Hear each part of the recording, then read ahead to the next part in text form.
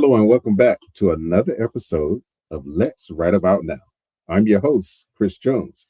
Dr. Kelly Jackson joins me in observance of Mental Health Awareness Month.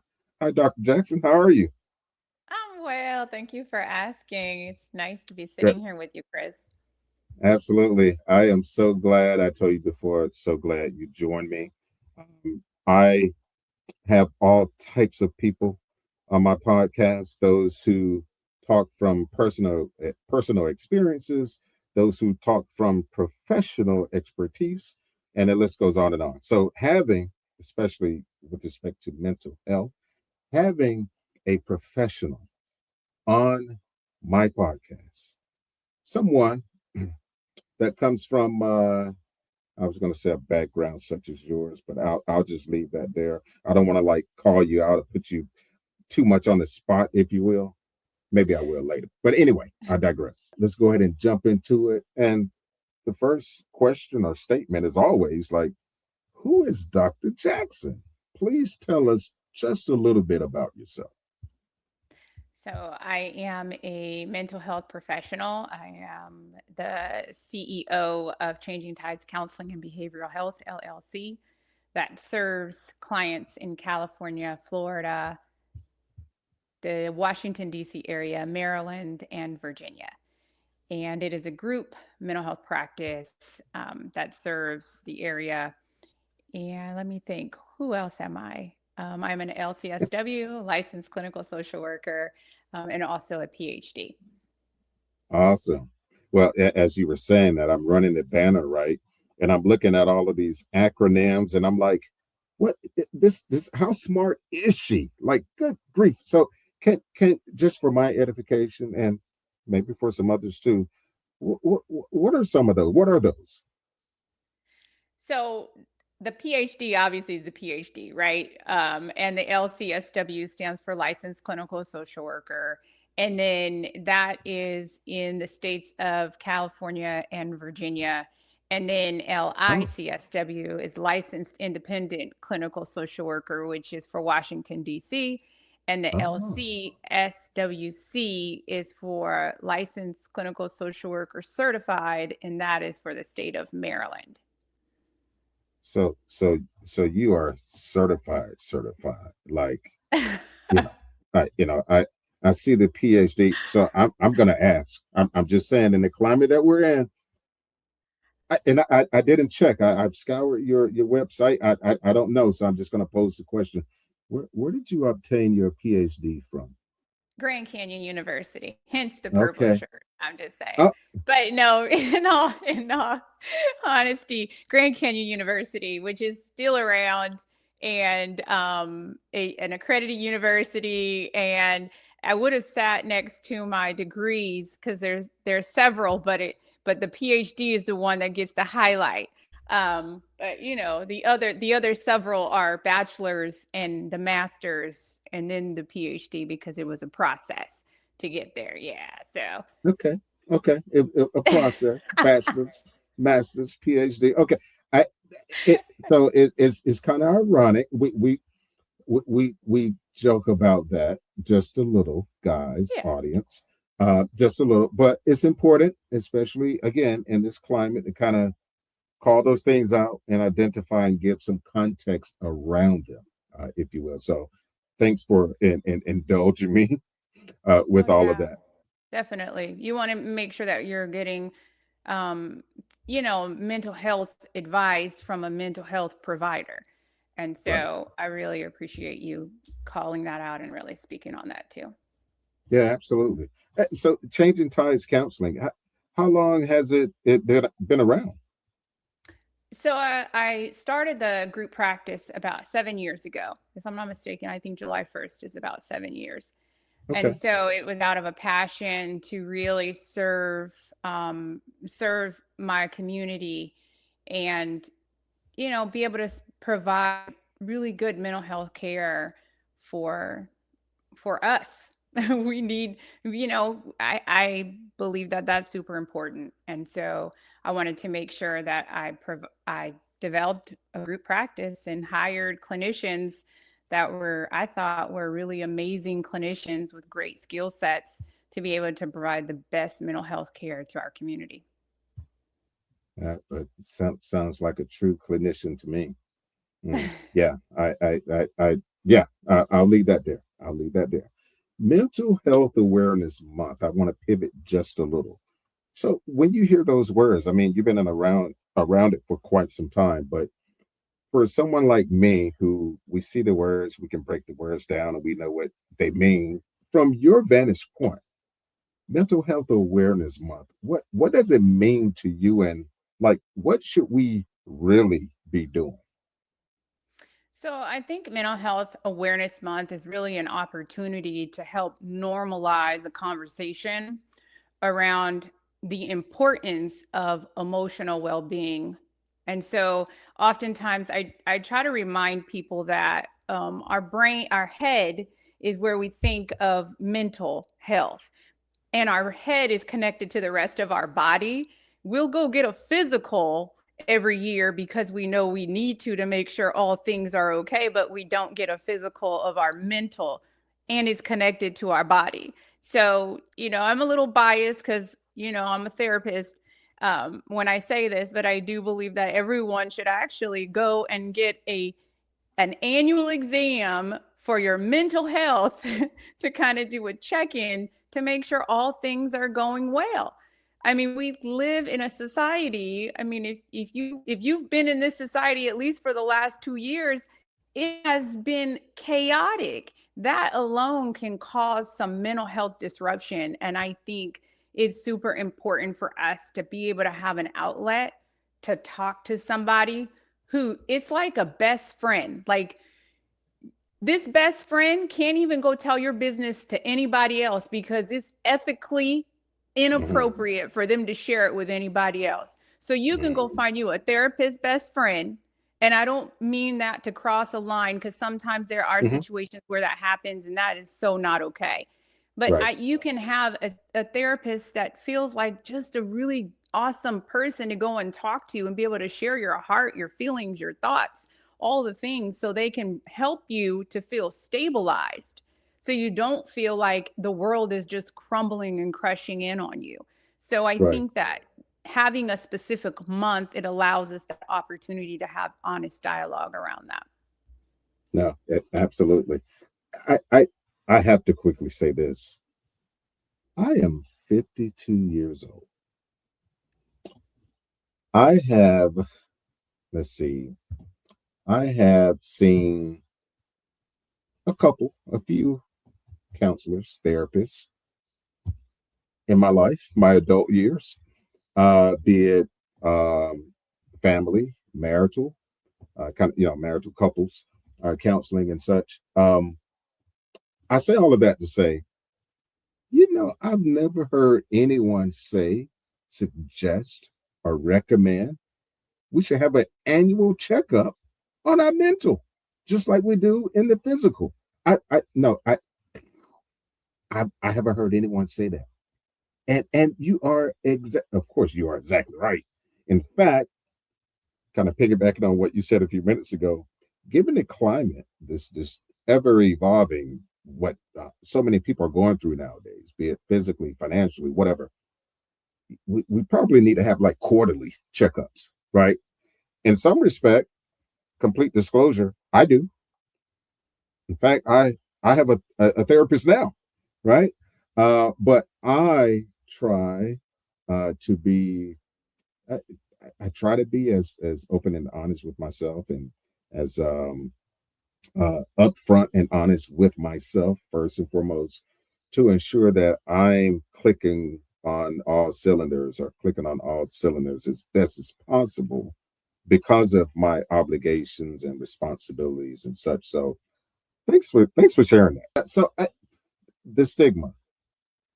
I've witnessed some things personally. I've had some conversations with some buddies, with some lady friends, and so forth, family members for that matter, and we talk about uh, some things that prohibit, or some inhibitors regarding people reaching out and venturing out, and being open to therapy. But in 2026, why is there still seemingly that stigma around mental health.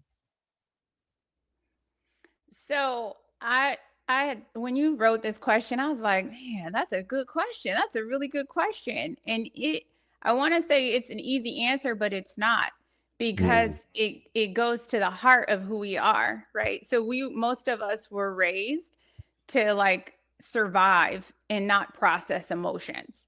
So if we live in a culture that's built around having to be strong, we have to come to believe that asking or seeking help equals weakness, right? We've come to believe that that's what that means. So that means that the therapy office space is a place where you share emotion, which means that emotion is weakness.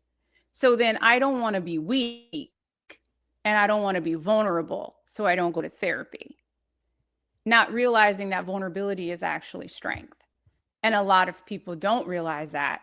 And so, we do work on that with a lot of individuals who come in for therapy. I, yeah, I can imagine. I mean, right. The way you preface it, it's a straightforward question, but it's so layered. The it's there's so many different directions you can go into with it, and Mm-hmm. I can only imagine what goes through you guys' heads when, like I said, I have the conversations with friends and family members, and we know of certain reasons, and you touched on it. The guys, right? I have to say it this way. I'm from the South, Yeah. and you talk about stigma. You talk about folks like, why in the world are you going to see what? Or why do you think I have to go? I'm not gonna go tell them my Ain't business. nothing wrong with me. I'm not That, crazy, right? there's nothing. Oh, what? Oh, and that's typically how they frame it, because especially in the South, the region of the country that I'm from, Mm-hmm. it's they frame it that way, and it's almost synonymous with that one word, craziness. And it's like, no, no, no. Yeah. Actually, I'm trying to be proactive. I'm trying to be preemptive, and I'm trying to, just to use the word again for context, Mm-hmm. Yeah, I'm trying understood. not to go crazy. You Yeah. know, I'm trying to maintain my sanity, and I prefer someone to kind of help me walk through my thoughts and break some things down, uncloud. Certain things seem a little cloudy, and I just need someone to kind of help me break some things down and take a different approach, right? So back to that vulnerability that you mentioned and strength. I've always framed it well, I'm sorry. I haven't always. Over the last decade or so, I've I've learned to look at it in that manner, as strength, and being open and honest, like I said earlier, with myself first. Well, it's like, when we go to school, we have to learn, right? So there are stages, grades, right? We don't just go from preschool to the 12th grade. We literally have to go through stages and grades, and that's for a reason. It's so you can acquire knowledge that you didn't have before, right? So if I need somebody to help me acquire knowledge that I didn't have before, why not go to a therapist who has knowledge that you didn't have before and can help you to look at things from a different perspective?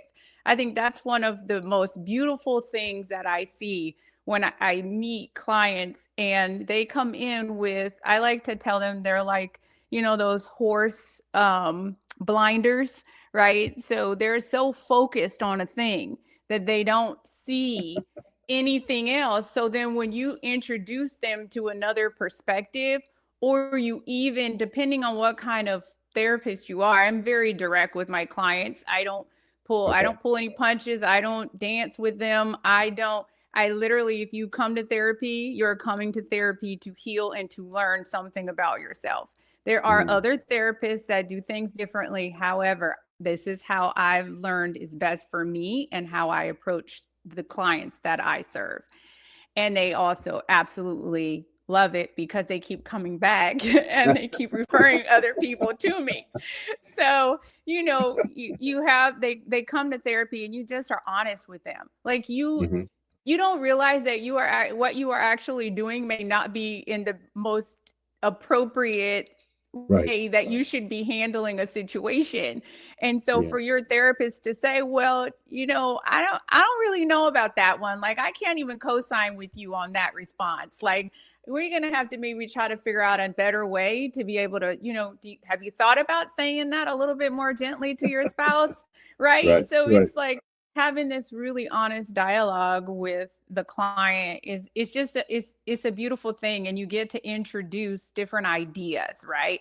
You Yeah. get to introduce other ways of thinking, because you're only thinking about the way that you know to think, right? So then you have this other person that says, well, have you thought about it from this perspective? Like, oh, there's even people who will come to therapy and share about their childhood trauma. And oftentimes, I find myself having conversations with them around seeing it from the age they are today, because we will oftentimes get stuck in the age that we were when the thing happened, right? So at 4 years old, my parent might have told me that I was dumb or stupid or something. And it's like, okay, so now you've lived with that your whole entire life, and now you're in your 40s and you're still feeling like you're dumb or stupid or whatever your parent said. And it's like, okay, so now let's rewind just a little bit in time. Let's go back to when you were 4. Let's have an honest conversation about, what was going on with your parents at the time. It's not ever to justify the behavior of the parents. It's to help the client heal through that moment in time that they're stuck in at 4. And so maybe it was that the parent didn't technically say you're dumb. They may have said, why can't you do this right? And the receptor at 4 says, oh, they call me dumb. Nah, they didn't call you dumb. They said what they said. And so we have to go back to what they said, not what your 4-year-old brain wanted to interpret it as. Wow. So I'm I was sitting here the whole time, um, almost in a trance. I mean, I I've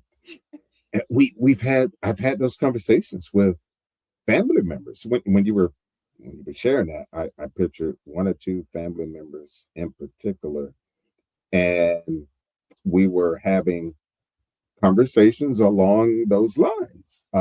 Some things that happened, I'm talking decades ago, but they, that particular event or events stay in the brain at that particular time.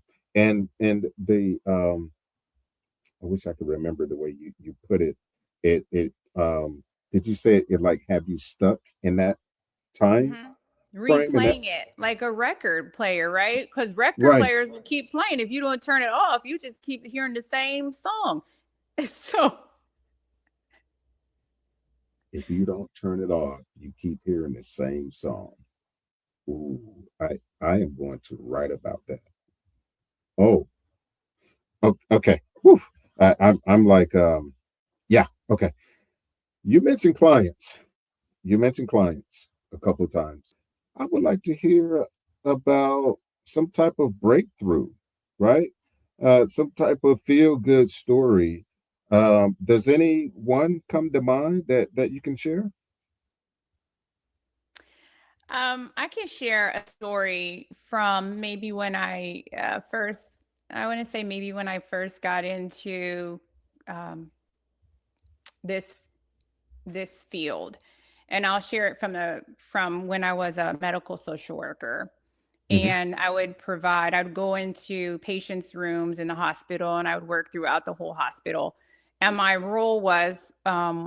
of my roles was to provide community resources. However, in order to understand what resources a person needed while they were in the hospital, you really had to have a conversation with them. So you would go in, introduce yourself, and this just really just get to know who they are, find out like, hey, what brings you into the hospital? I see that, it says this, and, whatever it says.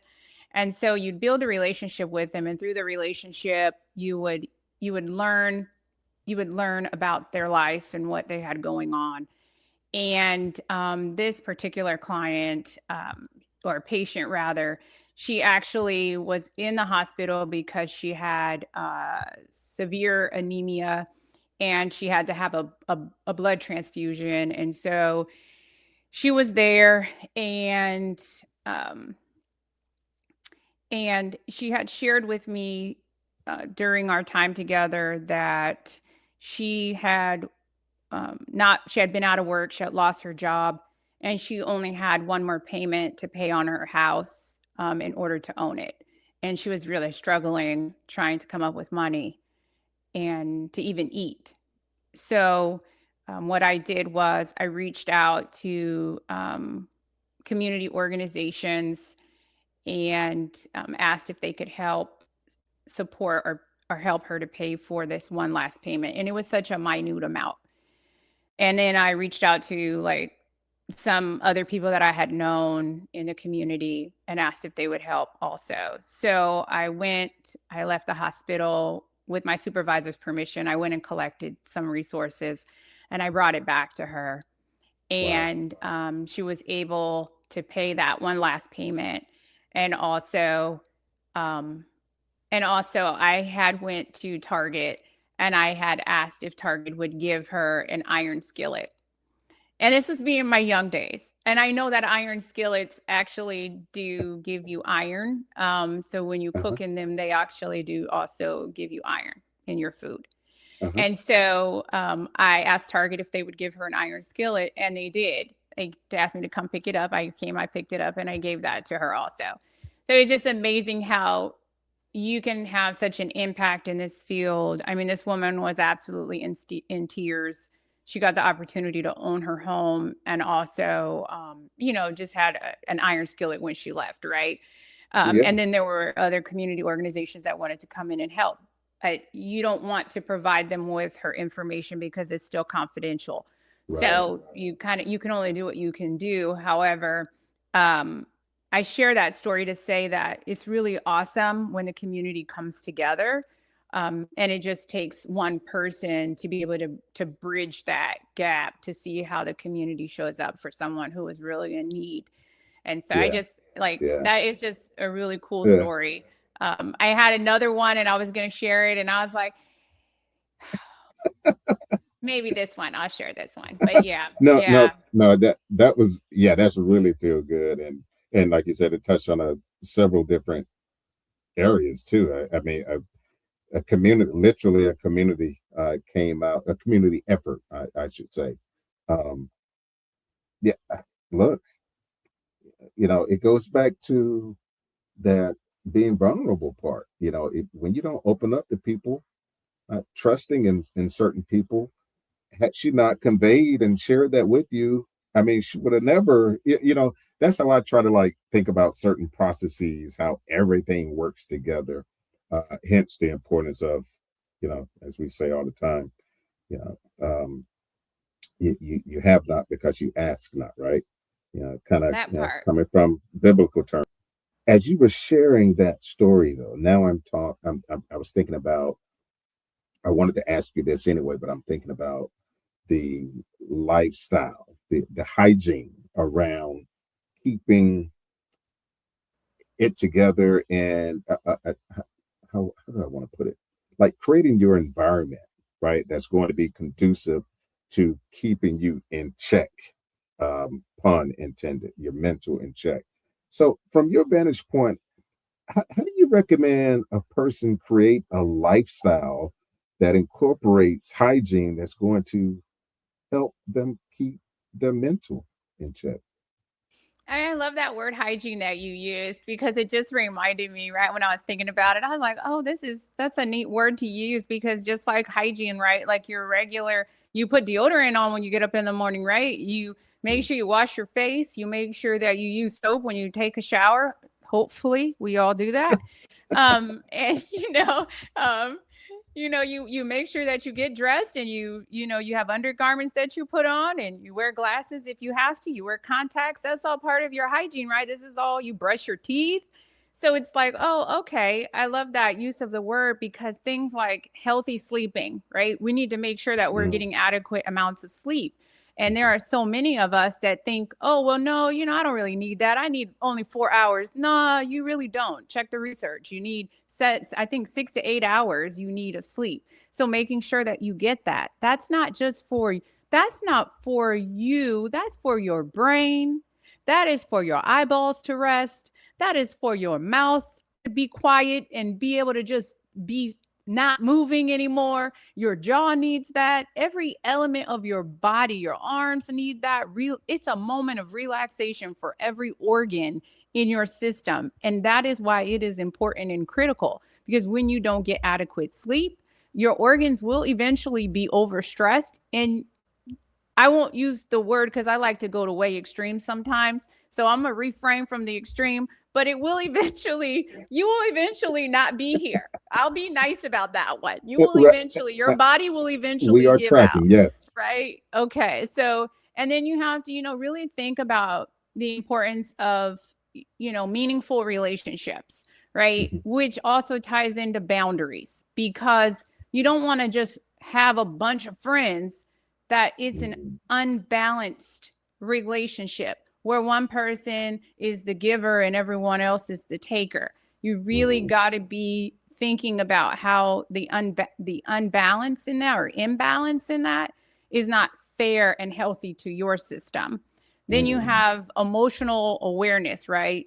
Being kind of like aware of how you're feeling, what's going on, having conversations with yourself when things feel uncomfortable, right? We might not necessarily be able to tap into what we're feeling in the moment. We know it's uncomfortable though. So maybe finding out what is going on internally that I'm feeling uncomfortable in this moment, right? Then making sure that you have stress management. I recently met with a client, and I'll share this story. I recently met with a client, and she had to go to the hospital, and she was like, I don't know. I've never had this. Well, no, I've had this happen before, but the doctors can't figure out what's going on with me. Now, mind you, I've been with her for a little bit of time. However, this is the first time that a situation like this has happened since we've been working together. So I started to ask questions, and I'm like, well, how many times has this happened over your lifetime? And she's like, well, this is about the fourth time. And as she was sharing, I started to remember what was going on in her life at the time when she went to the emergency room for having this.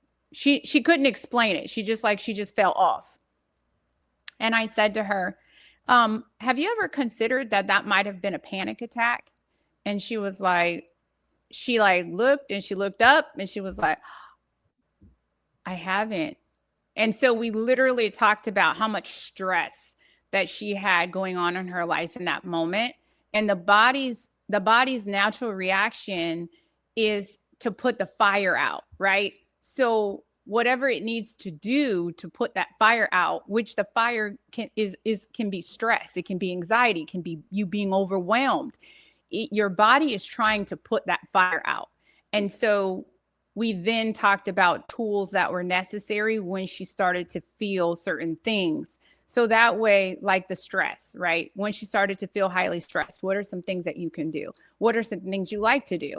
So I equated it to having a fire extinguisher, right? So for different types of fires, you got to have different types of fire extinguishers, right? So if I'm overly anxious, then I need to have this kind of fire extinguisher. So what are some things, some tools that you need necessary for you when you start to feel anxious, right? Is it you need a moment to go and do yoga? Is it that you need a moment to go for a walk? Is it, so you have to figure out what fire extinguishers you need for you so you don't find yourself in another situation of having a panic attack and the doctors can't even tell you what's going on.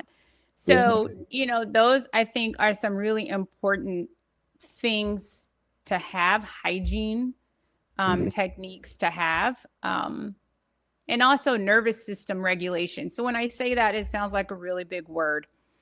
And I'll give this example to kind of help to understand what I mean when I say that.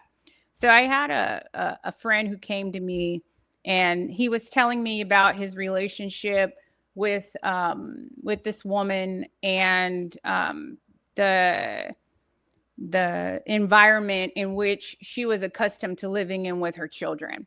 And I know, based on conversations with him in the past, that that environment is not conducive because it doesn't match the one that he currently lives in. So he keeps a really tidy house, and her house wasn't so tidy. And she had little people who ran around and made a mess, and that's natural because that's what little people do. So I asked him one day, I said, "Do you think that your nervous system is going to be okay in that environment?"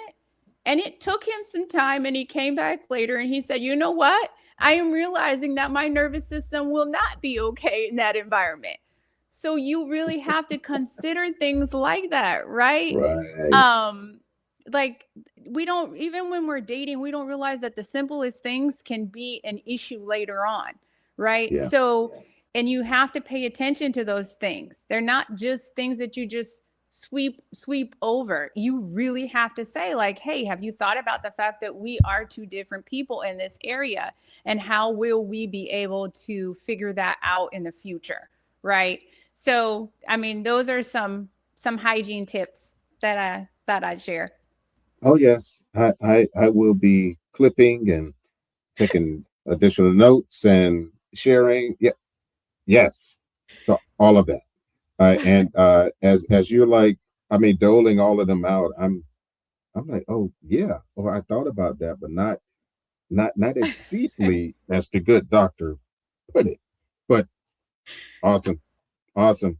Uh, okay, after all of that information, you've broken so many concepts down.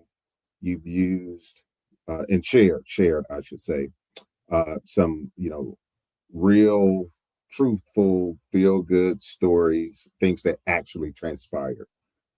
But you still have folks apprehensive about going to see Dr. Jackson or Yes. any other any of one of your counselors or therapists, and what do you do? What so those folks who are still apprehensive for whatever reason, apprehensive of seeking help, like what would you tell him or her? That going to therapy is a very helpful tool in healing, and healing is not weakness. Healing actually allows you to show up better in the world than you currently are showing up. Because Mm, somewhere along the lines, it is not as great, and you are not showing up as the best version of yourself. And so, with the help of a therapist, with the right therapist, right? Because not every therapist is the right fit for everyone. So, I just want to make sure that you have to find the right therapist for you, and in finding that therapist, know that they have your best interest at heart. Like, at least I know I do. Like, I truly want my clients to shine bright on the other side of working with me. I think there's something amazing about that, not for me, but for them. And I'm just the vessel by way that God has allowed me to sit in the seat across from them to guide or be a guide to them through whatever they're going through to get to the other side. Because there is a beautiful ray of hope and rainbow on the other side, that you don't have to have those moments where you remember when this terrible thing happened to you or this traumatic experience happened to you. You don't have to live like that. You can live on the other side where that rainbow is. So I that's all I want to say on that. well, I spoken like a true doctor, and that's battle tested, and have success stories and breakthroughs and all of that good stuff. And in Oh, all seriousness, I I I hear you, right?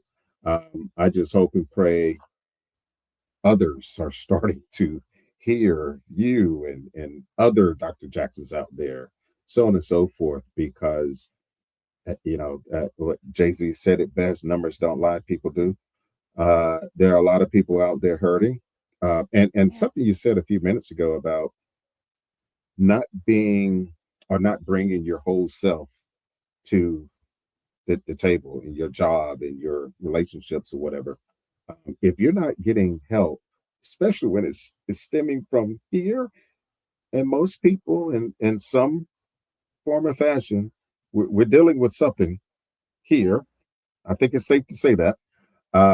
And I just hope, again, hope and pray more people will come to that realization and become a little more trusting, uh, and and seek out a professional such as yourself that can kind of help them again, kind of think through certain things. And it's not under the auspices of you being crazy or Yeah. having lost your mind or something. That's just such a negative connotation around seeking assistance for your mental. But thank you for breaking it down and providing all of that very helpful information. I am going to make sure folks have your all of your contact information. I do want to run this banner, and I think I spelled it correctly, changingtidescounseling.org. That's Org. the website, of course, where you can reach Dr. Jackson and her team to assist you. How else can folks come in contact with you? And I will make sure I have this information in the description. Well, all of my contact information is actually on the website. You can Okay. also go to drkellyjackson.com. Um, that is, it's being revamped a little bit, but Okay. it will be. I mean, it is an official website, and you can go there if you choose to connect with me as well. So Nice. yes. Nice. Okay. Dr. Jackson, I'm deeply indebted. Um, this is it helped me a lot personally. There were a Oh, lot of nuggets that I took from this exchange, this open dialogue, and I always thank you guys for being so candid with this type of information, calling things for what it is and for what they are, for that yeah. matter. So I appreciate you and thank you so much again for coming on here and imparting all of these kind words. Thank you so much, Chris. I appreciate you. And thank you for being vulnerable to even share here in this space that you too have a therapist. I mean, that's big. And then for your listeners and viewers to know that, I mean, that's amazing to see. Like, yeah, I do. And what? What? What? It's a good thing, Okay. right? Okay. Yeah, as we should be happy about it, right? You want a whole person coming to speak to you and teach you a thing or two, not a Right. person that's dealing with a whole bunch of stuff somewhere else and then coming to you to be like, "Oh, okay, you want to help me with this," and but you're dealing with a whole bunch of stuff. You can't even be present fully. So Mm. I appreciate you being able to share that with everyone. So thank you so much, and also with me. So and for this Yes. opportunity to bless others. So yeah, Absolutely. when you were Absolutely. Yeah. talking, I was thinking about the scripture that says, "Be anxious for nothing, pray about everything," and Yes. I was sharing. I was like, I should share that. If anxiety wasn't a thing, God would have never put it in the Word. So I mean, we have to pay attention that even anxiety is in the Bible because it's God telling us that we will have it at some point. So we are not immune for even the simplest thing of anxiety. So even that you can come to therapy for. So Amen, sister. I didn't know we were gonna, have a little church in here too. I mean that makes it even better. That this is yes, yes. Again, thank you, thank you, thank you. I appreciate it so much, and a lot of it like truly resonated with me. And I know several of my audience guys and watching this and so forth are going to get some nuggets, and it's going to help them as well. And with that, I thank you again. And look, I thank the audience for continuing to tune in. Leave some comments and share this information. And don't forget, I'm going to say it, don't forget to subscribe to the channel and share information like this. Um, it, it, it, it doesn't come often. It should. I try to. other podcasters, YouTubers, whatever.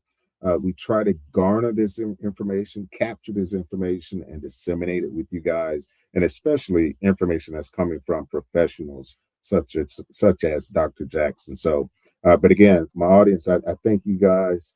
The Life Writing Podcast, as you guys know, is another way we creatively inform and inspire, helping people write the lives they desire. Until the next time, take care.